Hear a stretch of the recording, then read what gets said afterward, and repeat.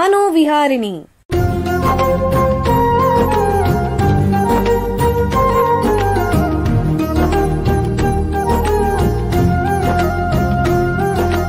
ಬೆಂಗಳೂರಿನ ನಿಮ್ಹಾನ್ಸ್ ವತಿಯಿಂದ ಮಾನಸಿಕ ಆರೋಗ್ಯ ಮತ್ತು ನರವಿಜ್ಞಾನ ಕುರಿತ ಪ್ರಾಯೋಜಿತ ಶಿಕ್ಷಣ ಮಾಲಿಕೆ. ಸಹಯೋಗ ಕರ್ನಾಟಕ ವಿಜ್ಞಾನ ಮತ್ತು ತಂತ್ರಜ್ಞಾನ ಅಕಾಡೆಮಿ, ವಿಜ್ಞಾನ ಮತ್ತು ತಂತ್ರಜ್ಞಾನ ಇಲಾಖೆ, ಕರ್ನಾಟಕ ಸರ್ಕಾರ. ಕೇಳಿ ಮಾನಸಿಕ ಆರೋಗ್ಯ ಮತ್ತು ನರವಿಜ್ಞಾನ ಕುರಿತ ಮಾಲಿಕೆ ಮನೋವಿಹಾರಿಣಿ. ನಮಸ್ಕಾರ ಶ್ರೋತೃಗಳೇ, ನಿಮಗೆಲ್ಲರಿಗೂ ಮನೋವಿಹಾರಿಣಿ ಶಿಕ್ಷಣ ಮಾಲಿಕೆಯ ಈ ಸಂಚಿಕೆಗೆ ಆತ್ಮೀಯ ಸ್ವಾಗತ. ಹಿಂದಿನ ಸಂಚಿಕೆಗಳಲ್ಲಿ ಹದಿಹರೆಯದವರ ಮಾನಸಿಕ ಆರೋಗ್ಯ ಮತ್ತು ಯೋಗಕ್ಷೇಮ ಮತ್ತು ಅವರಲ್ಲಿ ಉಂಟಾಗುವಂತಹ ವಿವಿಧ ರೀತಿಯ ಮಾನಸಿಕ ಸಮಸ್ಯೆಗಳ ಬಗ್ಗೆ ತಿಳ್ಕೊಂಡ್ವಿ. ಇವತ್ತು ಅದನ್ನು ಮುಂದುವರಿಸ್ತಾ ನಮ್ಮ ಸಮಾಜದಲ್ಲಿ ಹದಿಹರೆಯದವರೆಲ್ಲರೂ ಎದುರಿಸುವಂತಹ ಶೈಕ್ಷಣಿಕ ಒತ್ತಡದ ಬಗ್ಗೆ ತಿಳ್ಕೊಳ್ಳೋಣ. ನಮ್ಮ ಕಾಲದಲ್ಲಿ ಜನರಿಗೆ ಒಂದು ವಿಶೇಷ ರೀತಿ ಜ್ವರ ಬರ್ತಾ ಇತ್ತು. ಅದೇನು ಅಂದರೆ ಮಾರ್ಚ್ ಜ್ವರ. ಏನ್ರಿ ಹಂಗಂದ್ರೆ ಅಂತೀರಾ? ಅದೇ ಪರೀಕ್ಷೆ ಜ್ವರ. ಮಾರ್ಚ್ ಬಂದ್ಬಿಟ್ರೆ ಸಾಕು, ಎಲ್ಲಾ ಮನೆಗಳಲ್ಲೂ ಉದ್ವೇಗ ಜಾಸ್ತಿ ಆಗ್ತಾ ಇತ್ತು. ಯಾಕಂದ್ರೆ ಸಾಧಾರಣವಾಗಿ ಅದೇ ಸಮಯದಲ್ಲಿ ತಾನೇ ಎಲ್ಲ ಮಕ್ಕಳಿಗೂ ಪರೀಕ್ಷೆ ನಡೆಯೋ ಕಾಲ. ಅದರಲ್ಲೂ SSLC ಪರೀಕ್ಷೆ ಅಥವಾ 2ನೇ PUC ವಾರ್ಷಿಕ ಪರೀಕ್ಷೆ ಬಂದ್ರಂತೂ ಮುಗದೇ ಹೋಯ್ತು. ಆ ವಿದ್ಯಾರ್ಥಿಗೆ ಮಾತ್ರವಲ್ಲ, ಅವರ ತಂದೆ ತಾಯಿಗಳಿಗೂ ಆ ಜ್ವರ ಆವರಿಸ್ಕೊಂಡ್ಬಿಡ್ತಾ ಇತ್ತು. ಮನೆಯಲ್ಲಿ ಯಾರಿಗೂ ಸ್ಥಿಮಿತ ಮನಃಶಾಂತಿ ಇರಲಿಲ್ಲ. ಹೇಗೋ ಮಾಡಿ 1 ತಿಂಗಳು ಚೆನ್ನಾಗಿ ಕಳೆದ್ಬಿಟ್ರೆ ಸಾಕಪ್ಪ ಅಂತ ಎಲ್ಲ ದೇವರುಗಳಿಗೆ ಹರಕೆ ಕಟ್ಟಿದ್ದು.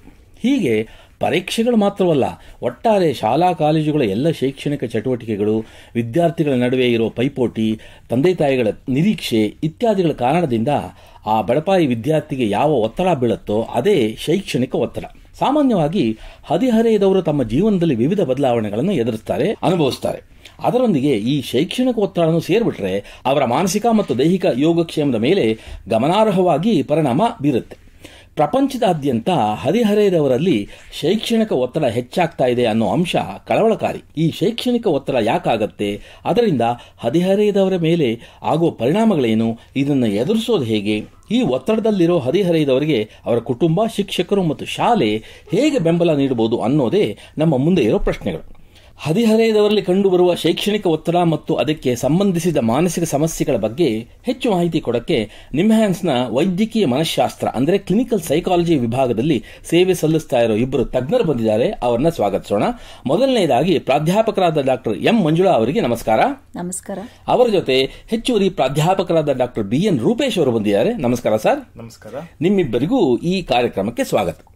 ಡಾಕ್ಟರ್ ಮಂಜುಳಾ ಅವರೇ, ನಿಮಗೆ ಮೊದಲನೇ ಪ್ರಶ್ನೆ ಏನಂದ್ರೆ, ಈ ಹದಿಹರೆಯದವರಲ್ಲಿ ಶೈಕ್ಷಣಿಕ ಒತ್ತಡಕ್ಕೆ ಮುಖ್ಯ ಕಾರಣಗಳೇನು? ಈ ಶೈಕ್ಷಣಿಕ ಒತ್ತಡ ಹದಿಹರೆಯದವರ ಸಾಮಾಜಿಕ ಜೀವನ, ದೈಹಿಕ ಮತ್ತು ಮಾನಸಿಕ ಆರೋಗ್ಯದ ಮೇಲೆ ಹೇಗೆ ಪರಿಣಾಮ ಬೀರುತ್ತೆ? ದಯವಿಟ್ಟು ತಿಳಿಸ್ಕೊಡಿ. ಈ ಶೈಕ್ಷಣಿಕ ಒತ್ತಡ ಸಾಮಾನ್ಯವಾಗಿ ಎಲ್ಲಾ ಹದಿಹರೆಯದವರು ಕೂಡ ಅನುಭವಿಸ್ತಾರೆ. ಅದರಲ್ಲಿ ಸುಮಾರು 30% ಹದಿಹರೆಯದವರು ಹೆಚ್ಚಿಗೆ ಒತ್ತಡ ಅನುಭವಿಸ್ತಾರೆ ಅಂತ ಹೇಳಬಹುದು. ಇದಕ್ಕೆ ಹಲವಾರು ಕಾರಣಗಳಿದೆ. ಒಂದು ಅಂದ್ರೆ ಸಮಯದ ಅಭಾವ, ಯಾಕೆಂದ್ರೆ ಅದು ಸಮಯದ ನಿರ್ವಹಣೆ ಸರಿಯಾಗಿ ಮಾಡದೇ ಇದ್ರೆ, ಅಥವಾ ಈ ಸ್ಕೂಲು, ಟ್ಯೂಷನ್ ಅಂತ ಬಹಳ ಸಮಯ ಅಲ್ಲೇ ವ್ಯರ್ಥ ಆಗ್ತಾ, ಅಂದ್ರೆ ವ್ಯರ್ಥ ಅನ್ನೋದಕ್ಕಿಂತ ಸ್ಪೆಂಡ್ ಆಗ್ತಾ ಇದ್ರೆ ಅದು ಒಂದು ಕಾರಣ ಆಗಬಹುದು. ಮತ್ತೆ ಈ ಸಮಯವನ್ನ ಸರಿಯಾಗಿ ಪ್ಲಾನ್ ಮಾಡ್ಕೊಳ್ಳದೆ ಇದ್ರೆ, ಯಾವ ಕೆಲಸಕ್ಕೆ ಯಾವ ರೀತಿ ಎಷ್ಟು ಸಮಯ ಕೊಡಬೇಕು ಅಂತ ಇದ್ರೆ. ಎರಡನೇದು ಪಾಯಿಂಟ್ ಅಂದ್ರೆ ಓದು ಅಥವಾ ಕಲಿಕೆಯ ನ್ಯೂನತೆ ಅಂತ ಕರಿತೀವಿ. ಕೆಲವು ವಿಷಯಗಳಲ್ಲಿ ಕೆಲವು ಮಕ್ಕಳಿಗೆ ಅದನ್ನ ಕಲಿಯುವಂತ ಒಂದು ನ್ಯೂನತೆ, ಡಿಸೆಬಿಲಿಟಿ ಅಂತ ಕರಿತೀವಿ. ಆ ಡಿಸೆಬಿಲಿಟಿ ಇದ್ರೆ, ಉದಾಹರಣೆಗೆ ಗಣಿತ ಆಗಬಹುದು, ಇಂಗ್ಲಿಷ್ ಆಗಬಹುದು, ಆದ್ರಿಂದ ಅವರಿಗೆ ಇಚ್ಛಾಶಕ್ತಿ ಇದ್ರೂ ಕೂಡ ಅವರು ಎಷ್ಟೇ ಶ್ರಮ ಪಟ್ಟರು ಕೂಡ ಕಲಿಯೋದಿಕ್ಕೆ ಕಷ್ಟ ಆಗುತ್ತೆ. ಮತ್ತೆ ಓದು ವಿಧಾನದಲ್ಲಿ ಕೌಶಲ್ಯದ ಕೊರತೆ ಅಂತ ಹೇಳ್ತೀವಿ. ಅಂದ್ರೆ ಗಣಿತನ ಯಾವ ರೀತಿ ಓದಬೇಕು, ವಿಜ್ಞಾನನ ಯಾವ ರೀತಿ ಓದಬೇಕು, ಮತ್ತೆ ಇತಿಹಾಸನ ಯಾವ ರೀತಿ ಓದಬೇಕು, ಅದಕ್ಕೆ ಬೇರೆ ಬೇರೆ ಒಂದು ವಿಧಾನ ಇದೆ. ಮತ್ತೆ ಸರಿಯಾದ ಸಮಯಕ್ಕೆ ಈ ಪರೀಕ್ಷಾ ಸಮಯದಲ್ಲಿ ನಿದ್ರೆ, ಊಟ, ವಿಶ್ರಾಂತಿ ಸರಿಯಾಗಿ ಮಾಡದೇ ಇದ್ರೆ ಒತ್ತಡದಿಂದ ಇನ್ನೂ ಹೆಚ್ಚು ಒತ್ತಡ ಆಗುತ್ತೆ. ಅದರಿಂದ ದೈಹಿಕ ಆಲಸ್ಯ ಆಗಿ ಮಾನಸಿಕ ಒತ್ತಡ ಕೂಡ ಹೆಚ್ಚಾಗುತ್ತೆ. ಈ ಓದುವ ಅಭ್ಯಾಸ ಈ ವರ್ಷದ ಮೊದಲಿನಿಂದ ಶುರು ಮಾಡದೇನೆ ಕೊನೆಯ ಕಾಲದಲ್ಲಿ, ಅಂದ್ರೆ ಎಕ್ಸಾಮ್ ಇನ್ನೇನು ಪರೀಕ್ಷೆ ಬಂದ್ಬಿಡ್ತು ಅನ್ನುವಾಗ ಬಹಳ ಮಕ್ಕಳು ಕೊನೆಯ ಗಳಿಗೆಯಲ್ಲಿ ಮಾತ್ರನೇ ಅವರು ಓದೋದಕ್ಕೆ ಶುರು ಮಾಡ್ತಾರೆ. ಇನ್ನೊಂದು ಈ ಒಂದು ಎಕ್ಸ್ಪೆಕ್ಟೇಷನ್ಸ್ ಅಂತ ಏನ್ ಕರಿತೀವಿ, ನಿರೀಕ್ಷೆಗಳು. ನಾನು ಇಷ್ಟೇ ಮಾರ್ಕ್ಸ್ ಬರಬೇಕು ನನಗೆ ಅಂತ ಅವ್ರಿಗೆ ನಿರೀಕ್ಷೆಗಳು. ಆಮೇಲೆ ಅವರ ಪ್ಯಾರೆಂಟ್ಸ್, ಅವರ ತಂದೆ ತಾಯಿಯರ ನಿರೀಕ್ಷೆಗಳು. ಆಮೇಲೆ ಅವರ ಟೀಚರ್ಸ್ ನಿರೀಕ್ಷೆ. ಆವಾಗ ಅವರಿಗೆ ಭಯ ಶುರುವಾಗತ್ತೆ. ನಾನು ಈ ನಿರೀಕ್ಷೆನ ಹುಸಿ ಮಾಡ್ಬಿಡ್ತೀನ ಏನು, ನಿರೀಕ್ಷೆನ ಮಾಡಬಹುದಾ, ನನಗೆ ಅಷ್ಟು ಮಾರ್ಕ್ಸ್ ಬರುತ್ತಾ ಇಲ್ವಾ ಅನ್ನೋಂಥದ್ದು. ಮತ್ತೆ ಡಿಸ್ಟ್ರಾಕ್ಷನ್ಸ್ ಅಂತ ಕರಿತೀವಿ, ಈಗ ಬೇರೆ ಕಡೆ ಗಮನ ಹೋಗೋದಂಥದ್ದು. ಒತ್ತಡ ಹೆಚ್ಚಾದಾಗೆಲ್ಲ ನಮಗೆ ಒಂದು ರೀತಿ ಬೇರೆ ಕಡೆ ಗಮನ ಜಾಸ್ತಿ ಆಗುತ್ತೆ. ಆಟ ಆಡೋದಾಗ್ಬೋದು, ಸಾಮಾಜಿಕ ಜಾಲತಾಣಗಳಲ್ಲಿ ಸಮಯ ಕಳೆಯೋದಾಗ್ಬೋದು, ಸ್ನೇಹಿತರೊಡನೆ ಸಮಯ ಕಳೆಯೋದಾಗ್ಬೋದು, ಆ ಥರ. ಮತ್ತೆ ಮನೆಯಲ್ಲಿ ಓದಿಗೆ ಅನುಕೂಲವಾದ ವಾತಾವರಣ ಇಲ್ಲದೆ ಇದ್ರೆ, ಪ್ರೋತ್ಸಾಹ ಅಥವಾ ಅದು ಒಂದು ಇಂಟ್ರೆಸ್ಟ್ ಏನಿದೆ ಅದು ಇಲ್ಲದೆ ಇದ್ರೆ, ಮನೆಯಲ್ಲಿ ಕಲಹಗಳು ಹೆಚ್ಚಾಗಿದ್ರೆ, ತಂದೆ ತಾಯಿಯಲ್ಲಿ ಕಲಹಗಳು, ಅದರಿಂದ ಡಿಸ್ಟರ್ಬ್ ಆಗ್ಬಹುದು ಮಕ್ಕಳಿಗೆ. ಈ ಬೌದ್ಧಿಕ ಅಸಮರ್ಥತೆ ಅಂತ ಕರಿತೀವಿ, ಅಂದ್ರೆ ಇಂಟೆಲೆಕ್ಚುಯಲ್ ಡಿಸಬಿಲಿಟಿ ಅಂತ. ಆದ್ರಿಂದ ಕಲಿಕೆಯಲ್ಲಿ ಬಹಳಷ್ಟು ಕಷ್ಟ ಆಗಬಹುದು. ಮತ್ತೆ ತನ್ನ ಸುತ್ತಮುತ್ತಲಿನ ಗೆಳೆಯರ ಬಳಗವೂ ಕೂಡ, ಅಂದ್ರೆ ಪಿಯರ್ ಪ್ರೆಷರ್ ಅಂತ ಕರಿತೀವಿ, ಅದು ಕೂಡ ಒಂದು ಕಾರಣ ಆಗಬಹುದು. ಸೊ ಇದರಿಂದ ಆಗುವಂತ ಸಾಮಾಜಿಕ, ದೈಹಿಕ, ಮಾನಸಿಕ ಆರೋಗ್ಯದ ಮೇಲೆ ಏನ್ ಪರಿಣಾಮ ಆಗುತ್ತೆ ಅಂತ ಕೇಳಿದ್ರಿ ನೀವು. ಸಾಮಾಜಿಕವಾಗಿ ಕೀಳಿರಿಮೆ ಆಗಬಹುದು, ಸಮಾಜದಲ್ಲಿ ಹೆಚ್ಚಿನ ಪ್ರಾಮುಖ್ಯತೆ ಸಿಗದೆ ಹೋಗ್ಬೋದು. ಯಾಕೆಂದ್ರೆ ಈ ಓದಿಗೆ ಬಹಳ ಪ್ರಾಮುಖ್ಯತೆ ಇದೆ, ಅವರಿಗೆ ಹೊಗಳಿಕೆ, ಮನ್ನಣೆ ಸಿಗದೆ ಇರಬಹುದು. ದೈಹಿಕವಾಗಿ ಪರೀಕ್ಷಾ ಸಮಯದಲ್ಲಿ ಕಾಯಿಲೆ ಬೀಳುವಂಥದ್ದು, ತಲೆನೋವು ಬರುವಂಥದ್ದು, ಸುಸ್ತಾಗುವಂಥದ್ದು, ಈ ರೀತಿ ಸಮಸ್ಯೆಗಳಾಗಬಹುದು. ಮಾನಸಿಕವಾಗಿ ಖಿನ್ನತೆ, ಆತಂಕ, ಮತ್ತೆ ಈ ಸೆಲ್ಫ್ ಹಾರ್ಮ್ ಅಂತ ಕರಿತೀವಿ, ಅಂದ್ರೆ ಸ್ವಯಂ ಹಿಂಸೆ ಕೊಟ್ಕೊಳ್ಳುವಂಥದ್ದು, ವ್ಯಸನಗಳಿಗೆ ಒಳಗಾಗುವುದು, ಸಾಮಾಜಿಕ ಜಾಲತಾಣಗಳಲ್ಲಿ ಹೆಚ್ಚಾಗಿ ತೊಡಗಿಸಿಕೊಳ್ಳುವುದು, ಈ ರೀತಿ ಪರಿಣಾಮಗಳನ್ನು ನಾವು ಕಾಣಬಹುದು. ವಿವಿಧ ಆಯಾಮಗಳಲ್ಲಿ ಶೈಕ್ಷಣಿಕ ಒತ್ತಡ ಅನ್ನೋದು ಅಷ್ಟು ಸುಲಭದ ಮಾತಲ್ಲ, ಸಂಕೀರ್ಣವಾಗಿದೆ ಅಂತ ಹೇಳ್ತಿದ್ದೀರಾ. ಈಗ ಒಂದು ಸಣ್ಣ ವಿರಾಮ ತಗೊಳ್ಳೋಣ. ನಂತರ ಹದಿಹರೆಯದವರಲ್ಲಿ ಕಂಡುಬರುವಂತಹ ಶೈಕ್ಷಣಿಕ ಒತ್ತಡ ಮತ್ತು ಅದಕ್ಕೆ ಸಂಬಂಧಿಸಿರುವಂತಹ ಮಾನಸಿಕ ಸಮಸ್ಯೆಗಳ ಬಗ್ಗೆ ಹೆಚ್ಚಿನ ಚರ್ಚೆಯನ್ನು ಮುಂದುವರಿಸೋಣ. ಬೆಂಗಳೂರಿನ ನಿಮ್ಹಾನ್ಸ್ ಮಾನಸಿಕ ಆರೋಗ್ಯ ಮತ್ತು ನರವಿಜ್ಞಾನ ಕ್ಷೇತ್ರದಲ್ಲಿ ಹೆಸರುವಾಸಿ. ಶ್ರೇಷ್ಠ ಗುಣಮಟ್ಟದ ಔಷಧೋಪಚಾರ, ಸಂಶೋಧನೆ ಮತ್ತು ತರಬೇತಿ ಇವೇ ನಿಮ್ಹಾನ್ಸ್ನ ಪ್ರಮುಖ ಧ್ಯೇಯಗಳು. ದೇಶದ ವಿವಿಧ ಭಾಗಗಳಿಂದ ಬರುವ ಲಕ್ಷಾಂತರ ಜನರಿಗೆ ಚಿಕಿತ್ಸೆ ನೀಡುವ ನಿಮ್ಹಾನ್ಸ್ಗೆ ರಾಷ್ಟ್ರೀಯ ಪ್ರಾಮುಖ್ಯತಾ ಸಂಸ್ಥೆ ಎಂಬ ಗೌರವ. ಚಿಕಿತ್ಸೆ ಮತ್ತು ವೈದ್ಯಕೀಯ ಸೇವೆಗಳ ಜೊತೆಯಲ್ಲಿ ನರರೋಗ ಮತ್ತು ಮನೋವೈದ್ಯಕೀಯ ಪುನರ್ವಸತಿ ಸೇವೆಗಳು, ಸಮುದಾಯ ಮಟ್ಟದ ಆರೋಗ್ಯ ಕಾರ್ಯಕ್ರಮಗಳನ್ನು ನಡೆಸುವುದು ಹಾಗೂ ಜನಜಾಗೃತಿ ಮೂಡಿಸುವ ಕೆಲಸಗಳಲ್ಲಿ ಸಕ್ರಿಯವಾಗಿದೆ ನಿಮ್ಹಾನ್ಸ್.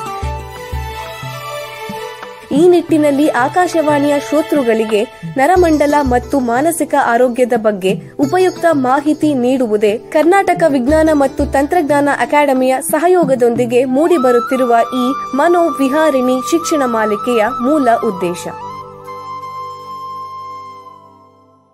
ವಿರಾಮದ ನಂತರ ಮನೋವಿಹಾರಣಿಯ ಈ ಸಂಚಿಕೆಗೆ ನಿಮಗೆಲ್ಲರಿಗೂ ಮತ್ತೊಮ್ಮೆ ಸ್ವಾಗತ. ವಿರಾಮಕ್ಕೆ ಮುಂಚೆ ಹದಿಹರೆಯದವರಲ್ಲಿ ಕಂಡುಬರುವಂತಹ ಶೈಕ್ಷಣಿಕ ಒತ್ತಡ ಮತ್ತು ಅದಕ್ಕೆ ಸಂಬಂಧಿಸಿದ ಮಾನಸಿಕ ಸಮಸ್ಯೆಗಳ ಬಗ್ಗೆ ನಿಮ್ಹಾನ್ಸ್ನ ತಜ್ಞರಾದ ಡಾಕ್ಟರ್ ಮಂಜುಳಾ ಹಾಗೂ ಡಾಕ್ಟರ್ ರೂಪೇಶ್ ಅವರ ಹತ್ರ ಮಾತಾಡ್ತಾ ಇದ್ವಿ. ಈಗ ಚರ್ಚೆಯನ್ನು ಮುಂದುವರಿಸೋಣ. ಡಾಕ್ಟರ್ ಮಂಜುಳಾ ಅವರೇ, ಶೈಕ್ಷಣಿಕ ಒತ್ತಡ ಅನ್ನೋದು ಕೆಲವು ಹದಿಹರೆಯದವರಲ್ಲಿ ಇತರರಿಗಿಂತ ಹೆಚ್ಚಾಗಿ ಕಂಡುಬರುತ್ತಾ ಮತ್ತು ಈ ಹದಿಹರೆಯದವರಲ್ಲಿ ಉಂಟಾಗುವಂತಹ ಈ ಶೈಕ್ಷಣಿಕ ಒತ್ತಡದ ದೀರ್ಘಕಾಲಿಕ ಪರಿಣಾಮಗಳೇನೋ ದಯವಿಟ್ಟು ತಿಳಿಸ್ಕೊಡಿ. ನಿಮ್ಮ ಮೊದಲನೇ ಪ್ರಶ್ನೆಗೆ ಹೌದು ಅಂತ ಹೇಳ್ತೀನಿ. ಅಂದ್ರೆ ಕೆಲವು ಹದಿಹರೆಯದವರಲ್ಲಿ ಶೈಕ್ಷಣಿಕ ಒತ್ತಡ ಹೆಚ್ಚಾಗಿ ಕಾಣಬಹುದು. ಅದಕ್ಕೆ ಒಂದು ಪ್ರಮುಖವಾದ ಕಾರಣ ಅಂದ್ರೆ ಭಾವನಾತ್ಮಕ ಸಮಸ್ಯೆಗಳು. ಚಿಕ್ಕಂದಿನಿಂದ ಭಾವನಾತ್ಮಕ ಸಮಸ್ಯೆಗಳಿದ್ರೆ, ಉದಾಹರಣೆ ಖಿನ್ನತೆ, ಆತಂಕ, ಕೀಳಿರಿಮೆ, ಈ ರೀತಿ ಸಮಸ್ಯೆಗಳಿದ್ರೆ, ಮತ್ತೆ ಕಲಿಕಾ ಕೌಶಲ್ಯದ ನ್ಯೂನತೆ ಇದ್ರೆ, ಇನ್ನೊಂದು ಮನೆಯಲ್ಲಿ ತಂದೆ ತಾಯಿಯರ ನಡುವೆ ಸಾಧಾರಣವಾಗಿ ಯಾವಾಗ್ಲೂ ಸಮಸ್ಯೆಗಳು ಆಗ್ತಾನೆ ಇದ್ರೆ, ಅದರಿಂದ ಮನೆಯಲ್ಲಿ ಅಷ್ಟೊಂದು ಪ್ರಶಾಂತ ವಾತಾವರಣ ಇಲ್ಲದೆ ಇದ್ರೆ, ಅತಿಯಾದ ನಿರೀಕ್ಷೆ ಇಟ್ಕೊಂಡ್ರೆ, ಅವರೇ ಹೆಚ್ಚಿಗೆ ನಿರೀಕ್ಷೆ ಇಟ್ಕೊಳ್ಳೋದು ಅಥವಾ ಇತರರು ಇಟ್ಕೊಳ್ಳುವಂಥದ್ದು. ಎರಡನೇ ಪಾಯಿಂಟ್ ಅಂದ್ರೆ ಸ್ವಭಾವತಃ ಅವರು ಒಂದು ಆತಂಕ, ಚಿಂತೆ ಮಾಡುವ ಸ್ವಭಾವದವರಾಗಿದ್ದಾರೆ, ಮತ್ತೆ ಸಮಸ್ಯೆಯನ್ನು ನಿಭಾಯಿಸುವಂತ ಸಾಮರ್ಥ್ಯ ಇಲ್ಲದೆ ಇದ್ರೆ, ಇನ್ನೊಂದು ಗಮನದ ಕೊರತೆ ಅಂತ ಹೇಳ್ತೀವಿ, ಅಂದ್ರೆ attention deficit hyperactivity disorder, ಅದು ಒಂದು ಕಾರಣ ಆಗಬಹುದು. ಅವರಿಗೆ ಗಮನ ಕೊಡೋಕ್ಕಾಗಲ್ಲ ಯಾವುದೇ ವಿಷಯದಲ್ಲಿ. ಈ ಪರ್ಫೆಕ್ಷನಿಸಂ, ಎಲ್ಲಾ ವಿಷಯಗಳನ್ನು ಚೆನ್ನಾಗೇ ಮಾಡಬೇಕು ಅಂತ, ತುಂಬಾ ಸಮಯ ಚಿಕ್ಕ ಚಿಕ್ಕ ಕೆಲಸಗಳಲ್ಲೂ ಕೂಡ ವ್ಯಯ ಮಾಡುವಂಥದ್ದು. ಇದರ ದೀರ್ಘಕಾಲಿಕ ಪರಿಣಾಮಗಳು ಏನು ಅಂತ ತಿಳ್ಕೊಬೇಕಂದ್ರೆ, ಒಂದು ಮಾನಸಿಕ ಆರೋಗ್ಯ ಸಮಸ್ಯೆಗಳಿಗೆ ಗುರಿಯಾಗುವಂಥದ್ದು, ಹಲವಾರು ಮಾನಸಿಕ ಕಾಯಿಲೆಗಳಿಗೆ, ಸಮಸ್ಯೆಗಳಿಗೆ ಗುರಿಯಾಗಬಹುದು. ಈ ಓದನ್ನ ಮೊಟಕುಗೊಳಿಸೋದ್ರಿಂದ ಸರಿಯಾದ ಕೆಲಸ ಸಿಗದೆ ಒಂದು ರೀತಿಯ ಕೀಳಿರಿಮೆ ಬೆಳೆಸ್ಕೊಳ್ಬಹುದು, ಮತ್ತೆ ವ್ಯಸನಗಳಿಗೆ, ಚಟಗಳಿಗೆ ಒಳಗಾಗಬಹುದು. ಸೊ ಇವೆಲ್ಲ ಒಂದು ರೀತಿ ದೀರ್ಘಕಾಲಿಕ ಅಥವಾ ದೀರ್ಘಕಾಲದ ಪರಿಣಾಮಗಳು ಅಂತ ಹೇಳ್ಬಹುದು. ಡಾಕ್ಟರ್ ರೂಪೇಶ್ ಅವರೇ, ಈ ಹದಿಹರೆಯದವರಲ್ಲಿ ಈ ಶೈಕ್ಷಣಿಕ ಒತ್ತಡ ನಿರ್ವಹಿಸಕ್ಕೆ ಏನಾದರೂ ಕೋಪಿಂಗ್ ಮೆಕ್ಯಾನಿಸಮ್, ಅಂದರೆ ಪರಿಣಾಮಕಾರಿ ಕಾರ್ಯವಿಧಾನ ಯಾವುದಾದ್ರು ಇದೆಯೇ? ಇದ್ರ ಬಗ್ಗೆ ಅವರ ಪೋಷಕರು ಮತ್ತು ಶಾಲೆಗಳು ಹೇಗೆ ಸಹಾಯ ಮಾಡೋದು ದಯವಿಟ್ಟು ತಿಳಿಸ್ಕೊಡಿ. ಇದು ಮೊದಲನೇ ಪ್ರಶ್ನೆಗೆ ಹೌದು, ಕೆಲವು ವಿಧಾನಗಳಿವೆ. ಮುಖ್ಯವಾಗಿ ಸರಿಯಾದ ಆದ್ಯತೆ ಕೊಡುವುದು, ಯಾವುದಕ್ಕೆ ಆದ್ಯತೆ ಕೊಡಬೇಕು, ಯಾವುದಕ್ಕೆ ಆದ್ಯತೆ ಕೊಡಕೂಡದು ಅಥವಾ ಕಮ್ಮಿ ಕೊಡಬೇಕು ಅಂತ ಪ್ಲಾನಿಂಗ್ ಮಾಡೋದು. ಮತ್ತೆ ಅದ್ರ ಜೊತೆ ಆದ್ಯತೆ ಜೊತೆಗೆ ವೇಳಾಪಟ್ಟಿ ಅನ್ನ ಮಾಡೋದು. ಈ ಸಬ್ಜೆಕ್ಟ್ ಎಷ್ಟು ಓದ್ಬೇಕು, ಈ ಸಬ್ಜೆಕ್ಟ್ ಎಷ್ಟು ನಾವು ಸಮಯ ಕೊಡಬೇಕು ಅದೊಂದು. ಅದು ಬಿಟ್ಟು ಮತ್ತೆ ಜೊತೆಗೆ ಅಧ್ಯಯನದ ಕೌಶಲ್ಯಗಳು ಅಂತೀವಿ. ಮುಖ್ಯವಾಗಿ ಮಕ್ಕಳಿಗೆ ಕೋಪಿಂಗ್ ಮೆಕ್ಯಾನಿಸಮ್ ಇದರಲ್ಲಿ ಸ್ವಲ್ಪ ತೊಂದರೆಗಳಿರ್ತವೆ. ಉದಾಹರಣೆಗೆ ಕಂಟಿನ್ಯೂಸ್ ಆಗಿ ಕೆಲವು ಗಂಟೆಗಳು ಓದುವುದು, ವಿರಾಮ ಇಲ್ಲದೆ ಓದುವುದು, ಅದರಿಂದ ಕಷ್ಟ ಆಗುತ್ತೆ. ಸೊ ಅದಕ್ಕೆ 40 ನಿಮಿಷ 50 ನಿಮಿಷ ಓದಿದ್ಮೇಲೆ 5 ನಿಮಿಷ 10 ನಿಮಿಷ ವಿರಾಮ ಕೊಡುವುದು. ಮತ್ತೆ ಸಬ್ಜೆಕ್ಟ್ ನ ಬದಲಾಯಿಸುವುದು. ಜೊತೆಗೆ ಬೇರೆಯವ್ರಿಗೆ ಹೇಳ್ಕೊಡೋದ್ರಿಂದ ಗಮನ ಜಾಸ್ತಿ ಇರುತ್ತೆ, ಅಂದ್ರೆ ಜ್ಞಾಪಕಶಕ್ತಿ ಜಾಸ್ತಿ ಕಲಿತಾರೆ. ಮತ್ತೆ ಸುಮ್ನೆ ಓದೋದಕ್ಕಿನ್ನು ಜ್ಞಾಪಕ ಇಟ್ಕೊಳ್ಳಲು ಓದಿದ್ರೆ ಅದು ಸ್ವಲ್ಪ ಹೆಲ್ಪ್ ಆಗುತ್ತೆ.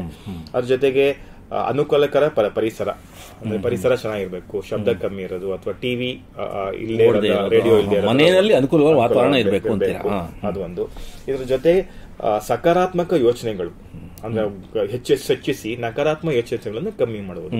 ತನಗೆ ಆಗತ್ತೆ ಅಂತಂದ್ರೆ ಎಷ್ಟೊಂದು ವಿಷಯಗಳು ಆಗುತ್ತೆ, ಆತರ ಯೋಚನೆ ಮಾಡೋದು, ಆತ್ಮವಿಶ್ವಾಸ ಬೆಳೆಸ್ಕೋಬೇಕು. ಅದ್ರ ಜೊತೆ ಜೀವನ ಶೈಲಿಯ ಬದಲಾವಣೆಗಳು, ಅಂದ್ರೆ ನಿದ್ರೆ, ಆಹಾರ, ದೈಹಿಕ ಚಟುವಟಿಕೆಗಳಿಗೆ ತೊಡಗಿಸಿಕೊಳ್ಳುವುದು. ಸಂಶೋಧನೆ ಹೇಳುತ್ತೆ ಏನಂದ್ರೆ ನಿದ್ರೆ ಚೆನ್ನಾಗಿದ್ರೆ ಜ್ಞಾಪಕ ಶಕ್ತಿ ಚೆನ್ನಾಗಿರುತ್ತೆ ಅಂತ. ಇದ್ರ ಮಕ್ಕಳು ಎಕ್ಸಾಮ್ ಟೈಮ್ ಅಲ್ಲಿ ಓದ್ಬೇಕು ಅಂತ ನಿದ್ರೆ ಕಮ್ಮಿ ಮಾಡ್ತಾರೆ. ಅದನ್ನ ಸ್ವಲ್ಪ ಅದು ಕರೆಕ್ಟ್ ಆಗಿ ಮಾಡ್ಬೇಕು ನಿದ್ರೆ. ಇದ್ರ ಜೊತೆ ಬೆಂಬಲ ವ್ಯವಸ್ಥೆ ಅಂತೀವಿ ನಾವು, ಅಂದ್ರೆ ಯಾರೊಂದಿಗಾದರೂ ಮಾತಾಡುವುದು, ಪೋಷಕರು ಅಥವಾ ಅಕ್ಕ, ಅಣ್ಣ, ತಮ್ಮ, ಮತ್ತೆ ಶಿಕ್ಷಕರು, ಸಲಹೆಗಾರರು ಜೊತೆ ಮಾತಾಡುವುದು ತೊಂದರೆ ಆದ್ರೆ. ಮತ್ತೆ ಜೊತೆಗೆ ಜರ್ನಲಿಂಗ್ ಅಂತೀವಿ ನಾವು, ಅವ್ರಿಗೆ ಮನ್ಸಲ್ಲಿ ಏನಾದ್ರು ಬರ್ಕೊಳ್ಳೋದು, ತೊಂದರೆ ಏನಾದ್ರು ಬರ್ಕೊಳ್ಳೋದು, ಅದು ಮಾಡಬಹುದಾಗುತ್ತೆ. ಇದ್ರ ಜೊತೆಗೆ ಆತಂಕದ ವಿಷವರ್ತುಲ ಅಂತೀವಿ, vicious cycle, anxiety vicious cycle ಅಂತ. ಉದಾಹರಣೆಗೆ ಆರಂಭಿಕ ಆಂಗ್ಸೈಟಿ ಇದ್ರೆ ಅದರಿಂದ ಓದೋದ್ ಕಷ್ಟ ಆಗುತ್ತೆ. ಓದೋದ್ ಕಷ್ಟ ಆದ್ರೆ ಮಾರ್ಕ್ಸ್ ಕಮ್ಮಿ ಬರುತ್ತೆ. ಇದು ಮಾರ್ಕ್ಸ್ ಕಮ್ಮಿ ಬಂದ್ರಿಂದ ಅದನ್ನ ಕಮ್ಮಿ ಮಾಡ್ಕೊಬೇಕು. ಮತ್ತೆ ಪ್ರಯತ್ನದ ಬಗ್ಗೆ ಗಮನ ಕೊಡಬೇಕೆ ಹೊರತು ಫಲಿತಾಂಶಕ್ಕಲ್ಲ. ನಮ್ಮ ಸಾಮರ್ಥ್ಯ ಇರೋ ತಕ್ಕಂಗೆ ನಾವು ನಿರೀಕ್ಷಿಸಬೇಕು. ಅದು ಮೀರಿ ನಿರೀಕ್ಷೆ ಮಾಡೋದು ತಪ್ಪಾಗತ್ತೆ. ಜೊತೆಗೆ ವಿಶ್ರಾಂತಿ, ರಿಲ್ಯಾಕ್ಸೇಷನ್ ಅಂತೀವಿ, ಅದು ಮುಖ್ಯವಾಗುತ್ತೆ ಒಂದು. ಸೊ ಎರಡನೇ ಪ್ರಶ್ನೆಗೆ ಏನಂದ್ರೆ, ಎರಡನೇ ಪ್ರಶ್ನೆ ಅಂದ್ರೆ ಏನು ಪೇರೆಂಟ್ಸ್ ಅಥವಾ ಸ್ಕೂಲಿಂದ ಏನು ಅದು ಹೆಲ್ಪ್ ಮಾಡಬಹುದು ಅಂತಿದೆ. ಅದು ಅಂದ್ರೆ ಮನೆಯಲ್ಲಿ ಬೆಂಬಲದಾಯಕ ಮನೆಯ ವಾತಾವರಣ ರಚಿಸುವುದು. ಉದಾಹರಣೆಗೆ ಮುಕ್ತ ಸಂವಹನ ಸಂಭಾಷಣೆಗಳು, ಮಕ್ಕಳನ್ನು ಅದು ಹದಿಹರೆಯದನ್ನು ಅರ್ಥ ಮಾಡಿಕೊಳ್ಳುವುದು, ದಿನಚರಿಯನ್ನು ಬದಲಾಯಿಸುವುದು. ತಂದೆ ತಾಯಿಗಳು ಮಕ್ಕಳ ಶ್ರೇಣಿಗಳಿಗಿಂತ ಪ್ರಯತ್ನದ ಮೇಲೆ ಮೌಲ್ಯವನ್ನು ಕೊಡುವುದು. ಮನೆಯಲ್ಲಿ ಶಾಂತ ವಾತಾವರಣ ಒದಗಿಸಿ ಕಲಹಗಳನ್ನು, ಜಗಳಗಳನ್ನು ಮಕ್ಕಳ ಮುಂದೆ ಮಾಡೋದ್ರದ್ದು ಕಮ್ಮಿ ಮಾಡುವುದು. ಮತ್ತೆ ಪೇರೆಂಟ್ಸ್ ಮಕ್ಕಳಿಗೆ ಮಾದರಿಯಾಗಿರುವುದು ಒಂದಾಗುತ್ತೆ. ಶಾಲೆಯಲ್ಲಿ ಏನ್ ಮಾಡಬಹುದು ಅಂದ್ರೆ ಶೈಕ್ಷಣಿಕ ಬೆಂಬಲ, ಸಾಮರ್ಥ್ಯಕ್ಕೆ ತಕ್ಕಂತೆ ಹೊರೆ ಕೊಡುವುದು, ಮತ್ತೆ ವಾಸ್ತವಿಕವಾಗಿ ನಿರೀಕ್ಷೆ ಇರಬೇಕು ಒಂದು. ಮತ್ತೆ ಸಮಗ್ರ ಅಭಿವೃದ್ಧಿ ಬಗ್ಗೆ ಯೋಚಿಸುವುದು. ಉದಾಹರಣೆಗೆ ಪಠ್ಯೇತರ ಚಟುವಟಿಕೆಗಳನ್ನು ಮಕ್ಕಳಿಗೆ ತೊಡಗಿಸಿಕೊಳ್ಳುವುದು. ಸ್ಪರ್ಧೆಯನ್ನು ತಪ್ಪಿಸಿ ಅಥವಾ ಆದಷ್ಟು ಕಡಿಮೆ ಮಾಡುವುದು. ಸ್ನೇಹಪರ ಶಿಕ್ಷಕರು, ಮಾರ್ಗದರ್ಶಕರು, ಸಲಹೆಗಾರರ ಲಭ್ಯತೆ, ಬೆದರಿಸುವಿಕೆ ಅಂದ್ರೆ ಬುಲ್ಲಿಂಗ್ ಕಮ್ಮಿ ಮಾಡುವುದು, ಮತ್ತೆ ಗೆಳೆಯ ಗುಂಪು ಜಾಲವನ್ನು ಹೊಡುವುದು. ಇದರಿಂದ ಹಲವು ವಿಧಾನಗಳಿದೆ ಕೋಪಿಂಗ್ ಮೆಕ್ಯಾನಿಸಮ್ ಅಂತ ಹೇಳ್ತಿದ್ರಾ. ಇದ್ರ ಬಗ್ಗೆ ನಾವು ಸಾಕಷ್ಟು ಚರ್ಚೆ ಮಾಡಬಹುದು. ಆದ್ರೆ ಈಗ ಇಲ್ಲಿಗೆ ಸಂಚಿಕೆ ಮುಗಿಸುವಂತ ಸಮಯ ಆಗ್ತಾ ಇದೆ. ಡಾಕ್ಟರ್ ಮಂಜುಳಾ ಅವರೇ, ಡಾಕ್ಟರ್ ರೂಪೇಶ್ ಅವರೇ, ಎಲ್ಲ ಕೇಳುವರಿಗೆ ಹದಿಹರೆಯದವರಲ್ಲಿ ಕಂಡುಬರುವಂತಹ ಶೈಕ್ಷಣಿಕ ಒತ್ತಡ ಮತ್ತು ಅದಕ್ಕೆ ಸಂಬಂಧಿಸಿದಂತಹ ಮಾನಸಿಕ ಸಮಸ್ಯೆಗಳ ಬಗ್ಗೆ ಉಪಯುಕ್ತ ಮಾಹಿತಿ ನೀಡಿದ್ದೀರಾ. ನಿಮಗೆ ಎಲ್ಲರ ಪರವಾಗಿ ಧನ್ಯವಾದಗಳು. ಶ್ರೋತೃಗಳೇ, ಮಾನಸಿಕ ಆರೋಗ್ಯ ಮತ್ತು ನರವಿಜ್ಞಾನದ ಬಗ್ಗೆ ಇನ್ನೂ ಹೆಚ್ಚಿನ ಮಾಹಿತಿಯೊಂದಿಗೆ ಮನೋವಿಹಾರಣೆಯ ಮುಂದಿನ ಸಂಚಿಕೆಯಲ್ಲಿ ಭೇಟಿಯಾಗೋಣ. ನಮಸ್ಕಾರ. ಇಲ್ಲಿಯವರೆಗೆ ಬೆಂಗಳೂರಿನ ನಿಮ್ಹಾನ್ಸ್ ವತಿಯಿಂದ ಮಾನಸಿಕ ಆರೋಗ್ಯ ಮತ್ತು ನರವಿಜ್ಞಾನ ಕುರಿತ ಪ್ರಾಯೋಜಿತ ಶಿಕ್ಷಣ ಮಾಲಿಕೆ ಮನೋವಿಹಾರಿಣಿ ಕೇಳಿದಿರಿ. ಸಹಯೋಗ ಕರ್ನಾಟಕ ವಿಜ್ಞಾನ ಮತ್ತು ತಂತ್ರಜ್ಞಾನ ಅಕಾಡೆಮಿ, ವಿಜ್ಞಾನ ಮತ್ತು ತಂತ್ರಜ್ಞಾನ ಇಲಾಖೆ, ಕರ್ನಾಟಕ ಸರ್ಕಾರ. ನೆರವು ಮಾನಸಿಕ ಆರೋಗ್ಯ ಶಿಕ್ಷಣ ವಿಭಾಗ, ನಿಮ್ಹಾನ್ಸ್ ಹಾಗೂ ನಿವೇದಿತಾ ಬಿಎಸ್, ನಿಮ್ಹಾನ್ಸ್. ಸಂಗೀತ ಸಂಯೋಜನೆ ಕೆ ಕಲ್ಯಾಣ್. ಪರಿಕಲ್ಪನೆ, ನಿರೂಪಣೆ ಮತ್ತು ನಿರ್ಮಾಣ ಡಾಕ್ಟರ್ ಎಂಎಂ ಶ್ರೀನಿವಾಸ್ ಭರತ್, ನಿಮ್ಹಾನ್ಸ್. ನಿಮ್ಮ ಸಂದೇಶಗಳನ್ನು ಕಳಿಸಬೇಕಾದ ದೂರವಾಣಿ ಸಂಖ್ಯೆ 7891105524 7899105524. ವಾಟ್ಸ್ಆಪ್ ಸಂದೇಶಗಳು ಮಾತ್ರ. ಈ ಕಾರ್ಯಕ್ರಮದ ಮುಂದಿನ ಸಂಚಿಕೆ ಮುಂದಿನ ವಾರ ಇದೇ ಸಮಯಕ್ಕೆ ಮನೋವಿಹಾರಿಣಿ ಮಾಲಿಕೆಯಲ್ಲಿ.